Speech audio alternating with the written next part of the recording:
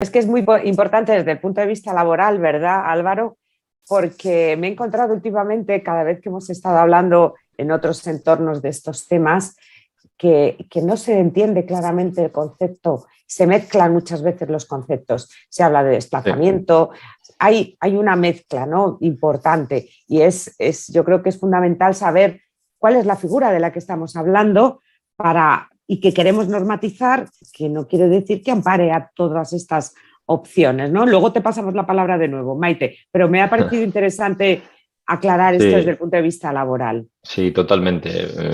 Bueno, en primer lugar, buenos días a todos y efectivamente, como decías, Ángeles, el tema del teletrabajo internacional, pues bueno, a veces se confunde o se viene asimilando en la práctica con el desplazamiento temporal, que comentaba también Maite, pero en realidad no son lo mismo, ¿no? Son dos realidades diferentes que tienen una naturaleza jurídica diferente y que tienen efectos legales diferentes. Una de las principales diferencias que ya analizamos con ocasión del libro blanco que preparamos y que define, ¿no?, el teletrabajo internacional es que eh, el teletrabajo internacional surge del interés del trabajador y no tanto de un interés de la empresa. O sea, en un desplazamiento temporal es la empresa la que tiene una necesidad de enviar a un trabajador con carácter temporal a un país extranjero a desarrollar una determinada actividad durante un determinado periodo de tiempo. Y eso está bueno, tenemos la regulación de los desplazamientos temporales que, como sabéis, bueno, pues se rigen por la directiva de los posted workers, que en España se traspuso mediante la ley 4599. Y bueno, en el ámbito de seguridad social están los reglamentos, aplican a toda esta normativa de desplazamiento temporal, pero el teletrabajo internacional no tiene nada que ver con esto. No nace de un interés de la empresa de enviar al trabajador a un país extranjero, sino que es al revés. Es el trabajador el que normalmente solicita a la empresa desplazarse o continuar prestando sus servicios desde un país extranjero.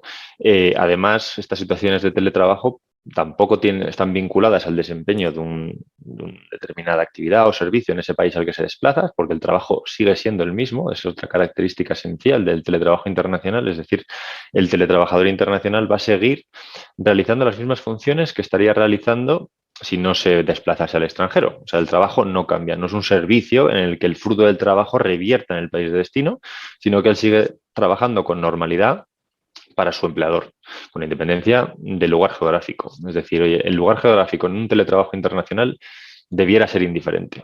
Si hay algún interés en que esté Vale. en un determinado estado, entonces ya es donde, bueno, Vale, sí, entonces permíteme que siga metiendo sí, mi curiosidad, ¿vale? por supuesto. Muy bien sana, muy sana sobre este tema. ¿Qué pasa con la figura del viajero frecuente, ¿vale? Tú imagínate, el viajero frecuente que se desplaza al mismo país habitualmente o a dos países, un multistate habitualmente, y de Ujú. repente su empresa decide que por un tema de ahorro de costes, esa persona pues va a seguir viajando, pero no con la misma periodicidad que lo hacía antes, porque puede hacer en remoto, a través de la tecnología, puede cubrir esos aspectos. Ujú. ¿Cómo lo defines? ¿Qué La, figura es? la figura en la que la empresa finalmente decide localizarle en el país en uno de los países en los que se desplaza, es que no No, estoy no le seguro de. localiza. Yo estoy en Ah, España y yo viajo frecuentemente, por ejemplo, a Berlín, ujú, ¿vale? sí. Por un seguimiento de un proyecto, Bueno, pero esos son los trabajadores multiestado y al final, bueno, exacto, ¿vale? ahí hay Entonces, algunas modalidades que puedes tener o el doble contrato, que hay algunas que si realmente presta servicios en los dos estados, pues quizá tenga que tener una doble contratación. Un contrato en España por los servicios que preste en España y un contrato en. sería teletrabajo. Mm, Si tiene que yo no entiendo que sea teletrabajo, para mí no sería teletrabajo porque si tiene que ir a ese estado a trabajar, ya no es que sea un teletrabajo. O sea, el teletrabajo internacional es, oye, con independencia de donde yo esté, yo sigo teletrabajando con normalidad para para mi único empleador. Es decir, oye, yo no voy a otro estado a teletrabajar, sino oye, el estado en el que estoy es circunstancial. Estoy ahí, pero teletrabajo para mi empresario, para el que me tiene contratado, ¿no?